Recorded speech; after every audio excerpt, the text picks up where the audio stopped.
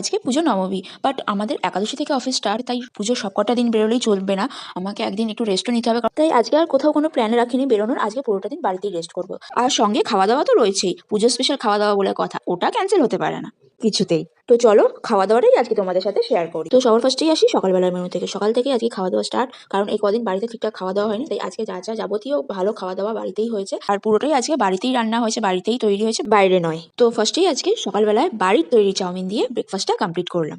এবারে চলে আসি দুপুরের মেনুতে। দুপুরের মেনুতে ছিল চিকেন বিরিয়ানি, স্যালাড আর সাথে মাটন কষা। পুরোটাই আমার ফেভারিট, আর শুধু আমার কেন, অনেকেরই এটা ফেভারিট খাবার। এবারে চলে আসি রাতের মেনুতে। রাতের মেনুতে ছিল ফ্রাইড রাইস আর চিলি চিকেন, এটাও আমার একটা ফেভারিট খাবারের মধ্যেই পড়ে। আর সবার লাস্টে ছিল অরুণ আইসক্রিম। এই ফার্স্ট টাইম আমি অরুণ আইসক্রিমটা ট্রাই করলাম, ভালোই লাগলো খেতে। আর সারাদিন এত কিছু ভালো ভালো খাবার পরে লাস্টে এই আইসক্রিমটা ছাড়া যেন পুরো দিনটাই ইনকমপ্লিট। আর এই অরুণ আইসক্রিম দিয়ে আজকে রাতটা, নবমীর রাতটা কমপ্লিট করলাম।